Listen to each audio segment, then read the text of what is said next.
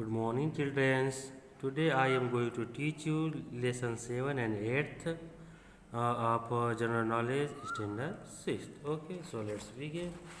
You can see here 7th chapter name is special feature. विशेष गुण उसको कह सकते हैं, विशेषताएं कह सकते हैं. Identify the animal from the given clue. नीचे दिए गए क्लू में एनिमल को आइडेंटिफाई करना है. Choose word from the help box, और आप हेल्प बॉक्स से वर्ड को चूज कर सकते हैं. फर्स्ट है this is only snake that build a nest.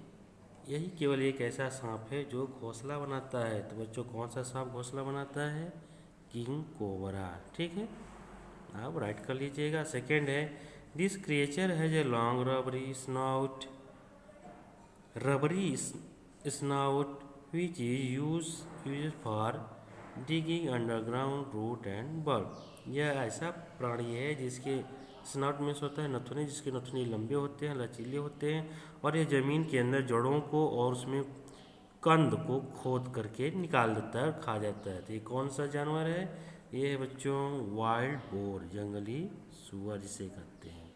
ठीक है, second number. Okay, second number इसको कर लीजिएगा. एंड थर्ड है these ant usually live on soft green plant tissue. यह चींटी प्रायः हरे और नर्म पत्तों पर रहती है, उनके ऊतकों पर बैठती है. विच suck the SAP and life from the plant, जो कि उनके रस को चूसती है और उसी पौधे पर जीवित रहती है. तो कौन सा है वो? आप यहाँ पे देख सकते हैं. ये है, इसको हम माहो भी कहते हैं. क्या कहते हैं? माहो. और इसका नाम है एफिड. ठीक है, आप राइट कर लीजिएगा.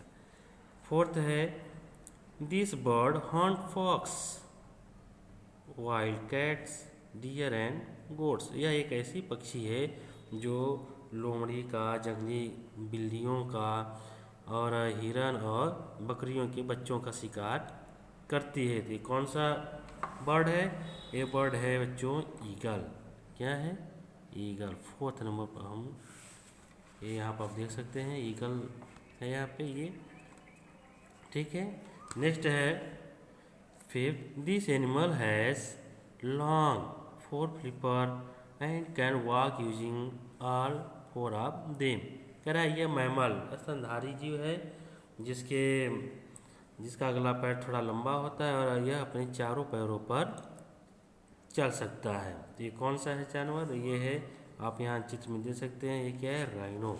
ठीक है, तो आप यहाँ पर फिफ्थ लिख लीजिएगा. ठीक है, नेक्स्ट चलते हैं.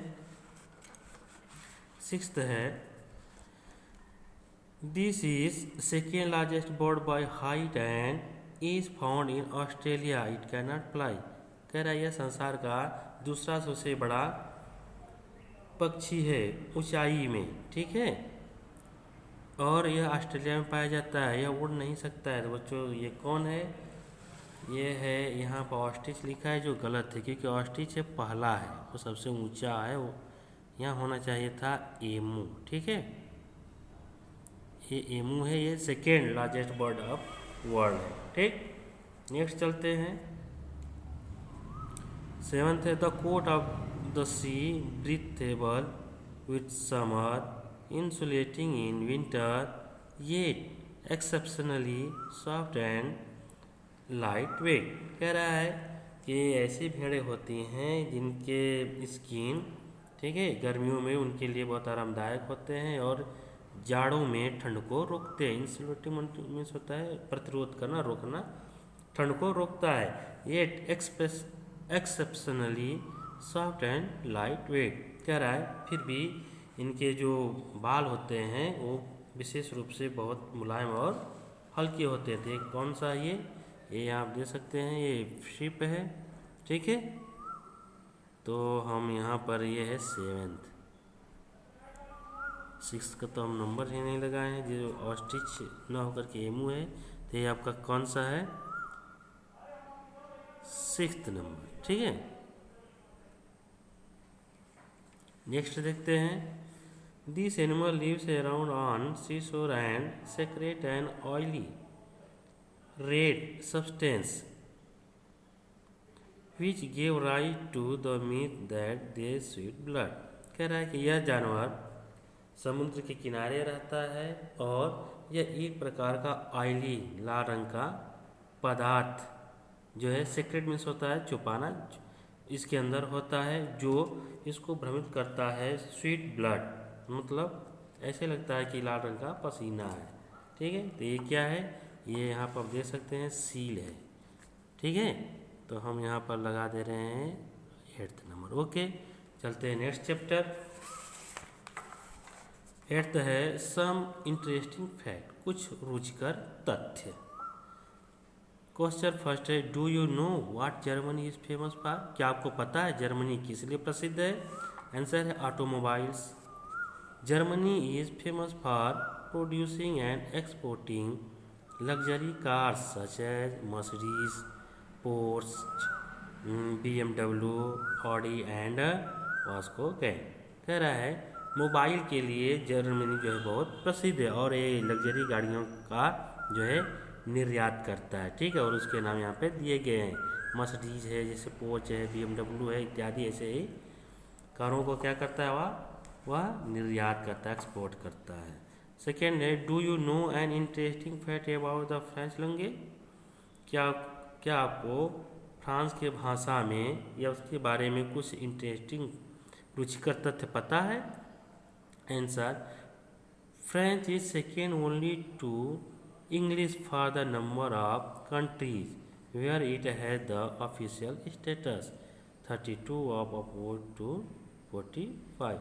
कह रहा है फ्रेंच लैंग्वेज ही इंग्लिश के बाद दूसरे नंबर पर आता है। ठीक है, और यह उसका ऑफिशियल लैंग्वेज है, वहाँ का राष्ट्रीय लैंग्वेज है, और यह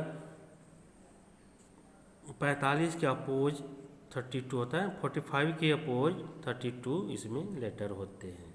ठीक है, नेक्स्ट चलते हैं। Do you know the name of second largest ocean in the world? क्या आपको पता है संसार का सबसे बड़ा दूसरा ओशन कौन सा है? तो ये है Atlantic ocean. It is slightly less than 6.5 times the size of US. यह यूएस मतलब यूनाइटेड स्टेट, यह यूनाइटेड स्टेट से 6.5 टाइम्स छोटा है। ठीक है, अटलांटिक ओशन। फोर्थ है, do you know what is the Holi book of the Buddhist? क्या आपको पता है बुद्धिस्ट का पवित्र पुस्तक या पवित्र ग्रंथ क्या है? तो वो है Tripitaka, which means basket in Sanskrit, जिसका संस्कृत में मतलब होता है बास्केट यानी टोकरी। It is the term which is used by Buddhist to explain their different scripture.